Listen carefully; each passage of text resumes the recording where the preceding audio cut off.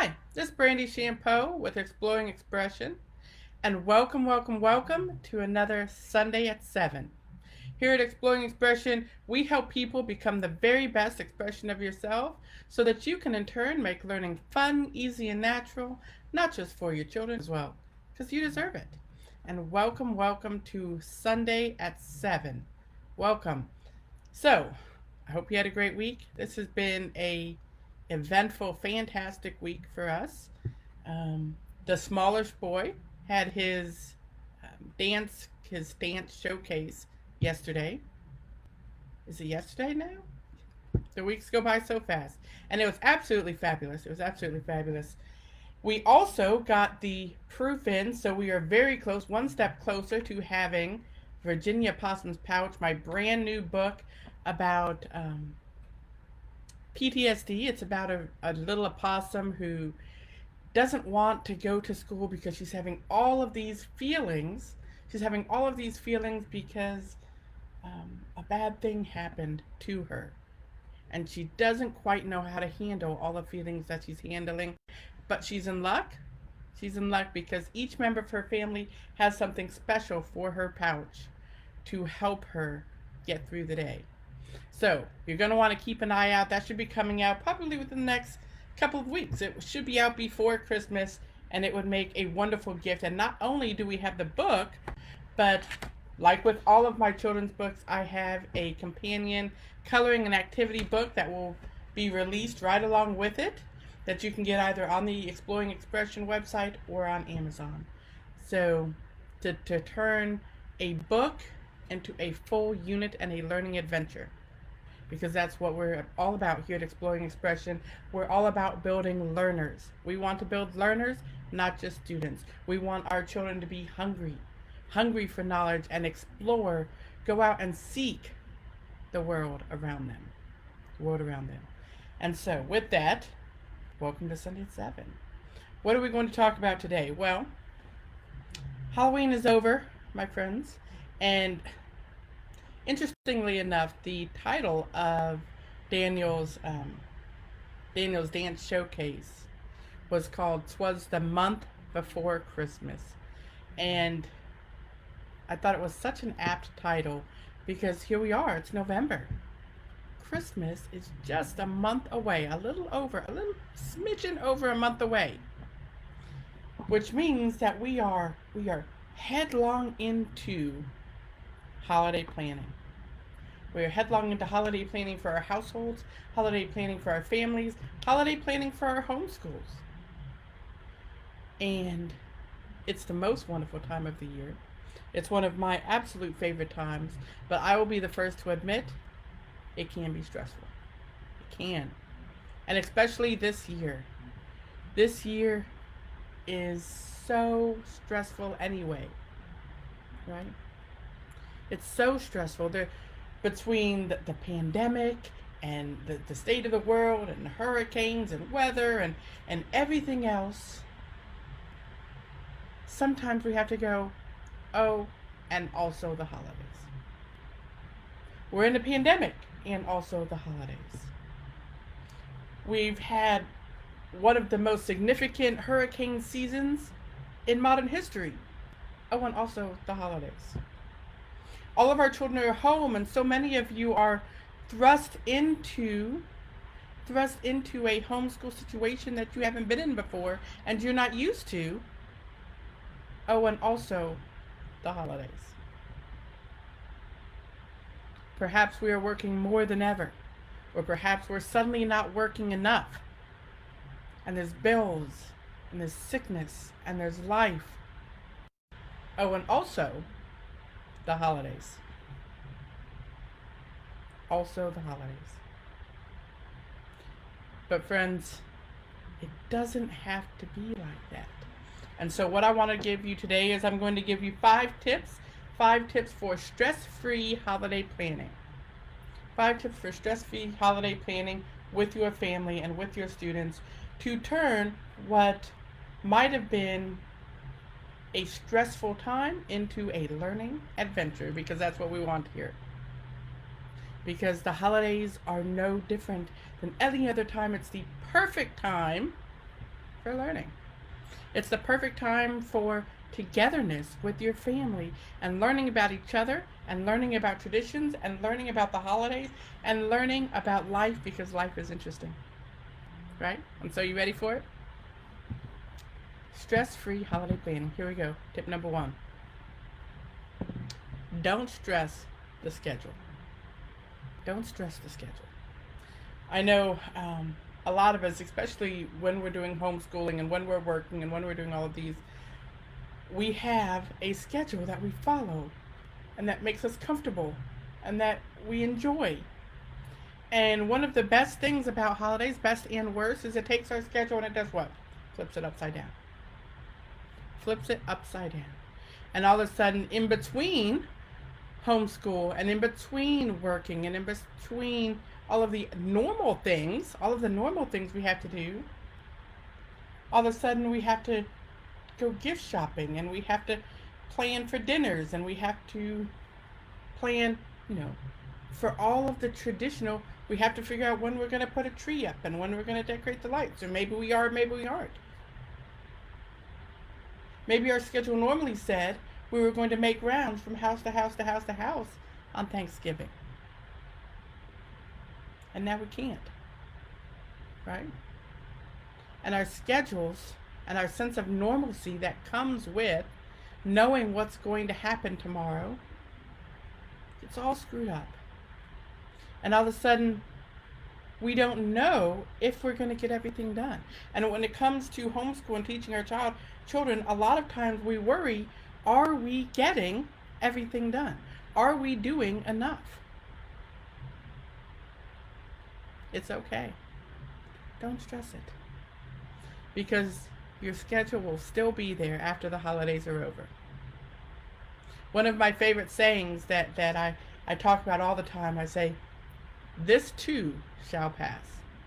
This too shall pass. And I've gone on several radio shows and I'll never forget when I went on here recently.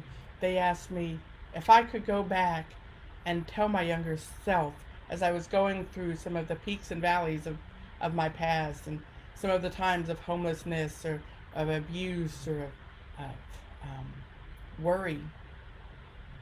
And they said, what would you tell yourself then to help you get through it? And I said, it was very simple. I would say, have faith, this too shall pass. And whatever schedule, whatever way you get off the schedule, that's okay. Because sometimes it's the detour. Sometimes it's the detour that leads to the greatest learning and the greatest adventure. Right? And that leads me to tip number 2. Tip number 1 was, don't stress the schedule. Don't stress the schedule because everything, time will pass all on its own. And this too shall pass. But number 2, the holidays are the perfect time for learning. The perfect time. And there are so many ways in which we can use the holidays. There are so many books, there are so many movies, there are so many crafts, there are so many adventures, there's so many stories, there's so many traditions that enable us to teach our children not just the reason behind the season, right? And that feeds into another one later on, so I'll come back to that. But it also helps them learn about each other and about life and about the world. Right? So take this time to learn about how other cultures celebrate their holidays. Because so many cultures have a holiday right in this time. I mean, there's Christmas, of course, and there's Thanksgiving and Indigenous Peoples Day and Kwanzaa and Hanukkah and New Year's. There's so many reasons for joy and reasons to learn about how people that may be different from us choose joy and celebrate joy and experience joy and show joy. It's the perfect time for learning. And maybe we can't learn the same this year with all the restrictions that we have previous years. but it doesn't mean it can't occur. It doesn't mean the tradition and the spirit behind what's happening isn't still real. And that feeds us right on into tip number 3. You ready? So tip number 1 was don't stress the schedules. Don't stress the schedules, because this amount of time, in the grand scheme of all the time that your children have to learn math and to learn history and to learn reading, is so small. And tip number 2 was find the learning in the traditions. And let me go ahead and give you one example of that before I move on to tip number 3. I'll get back to that in just a second. So, when you're talking about math, there is so much math in holidays. So much math in holidays. Why? Why? Because it's the season of cooking. It's a season of cooking and baking. And cooking and baking inherently is full of math. It's full of math. There's fractions, and there's measurements, and there's counting, and there's adding, and there's multiplying. And it's math on top of math on top of math. You just have to recognize it and point it out to your children when it comes. And there's spelling, and there's language arts in being together, in reading the holiday stories. Bake cookies and read a story and talk and communicate with your children while it's going on. Okay? Just that one event. Bake cookies and read a story and communicate with your children while it's happening, and you'll have covered the entire core of subject areas. You'll have covered language arts, you'll have covered math, you'll have covered science, you'll have covered social studies in those 2 events. Bake cookies and read a story. There is learning in the holidays, in everything that we do. Find the joy in that, because it's there. Okay, so tip number 3. We ready for tip number 3? Remember, the spirit behind the tradition or ritual is more important than the tradition or ritual. A lot of our traditions and rituals are different this year. A lot of them may not happen. But if we remember that it's the spirit of the tradition, it's the spirit of the ritual, then we can find a way to still share the meaning, even if the method is different. Let me say that again. We can find a way to still share the meaning, even if the method is different. Let me give an example. So when I was small, my brothers and I would always, Christmas Eve, we would always stay in the same room, right? And it was our tradition. Every year on Christmas Eve, we would stay in the same year. And we would bring into the room, wherever we were staying, canned ravioli. Canned ravioli. And that's what we would have for breakfast before my parents got up and while they were making their coffee and doing all those things which adults need to do to prepare themselves for the opening of gifts, while the children are waiting impatiently because that's what we want to do, right?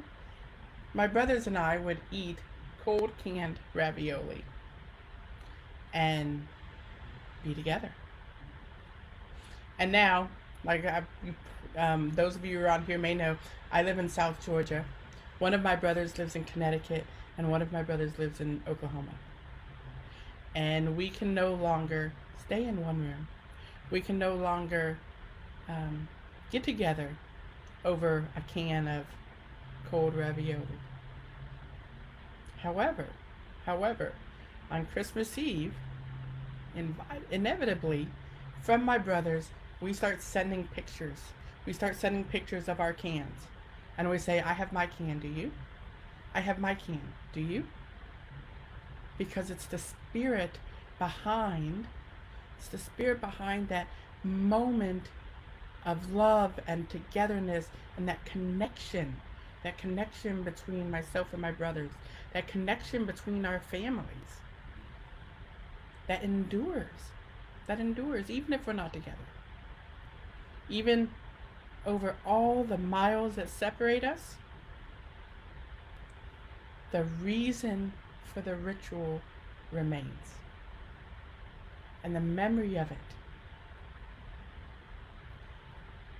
That's tip number 3. Remember the spirit behind the tradition. Right? If you can't this Thanksgiving, I know they're saying don't go and gather with families this Thanksgiving because we're trying to keep everyone safe and we're trying to keep everyone healthy, right? What about doing a Zoom get together? Or what about doing a phone tag? Tag you're it, you tag that person, you tag that person. What about everybody makes a sign and they hold it up and they take a picture and they send it around? You know, my family and I now, we have a chat, a family chat. And I think there's up to like 9 people on it now because my brothers are married and now some of our kids are grown, right? And we share the traditions, we share the moments that are important, even if we can't get together.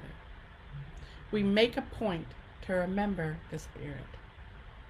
It's so important. It's so important to have a stress-free holiday because when things are different, when you're used to going to your mother's, brother's, sister's, uncle's house every Thanksgiving, and now you can't, it's hard. But maybe you can call that person. You can say, I can't come and have your cheesy noodles or have your green bean casserole, but I'm going to make mine and I'm going to send you a picture of it so that you know that I'm thinking of you this holiday season. What can we do? Maybe this is a perfect time to give new life into sending greeting cards. When was the last time you mailed a greeting card? Think about the people in your life that maybe we can't visit. Send them a card. Okay, so this is getting lengthy, so I'm going to hurry through the last 2. So number four kind of worked in with the others. That's focus on what's important. Focus on the reason behind the season. Focus on understanding that the holidays can still be a time of joy and should still be a time of joy and of learning. Right? Focus on the reason behind the season.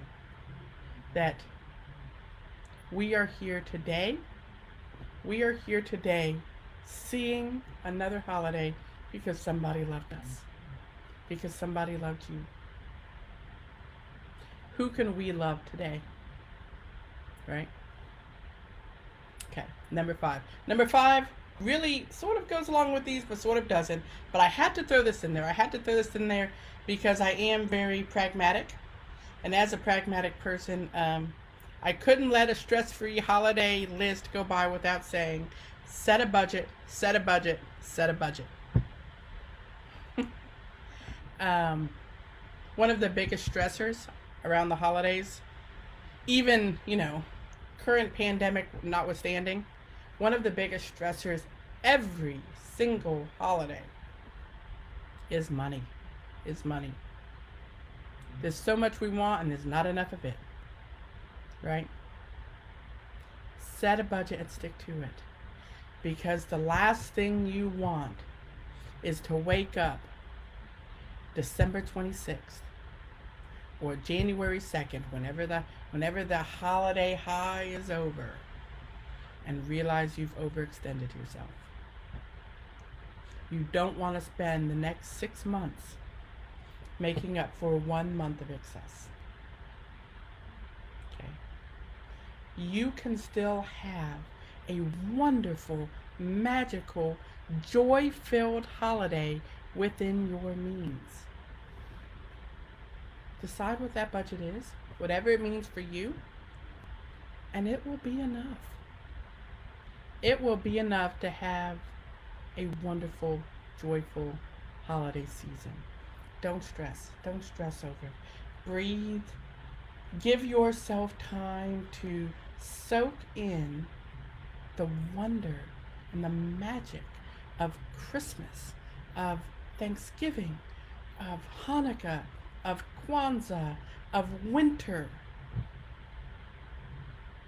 right? Of solstice.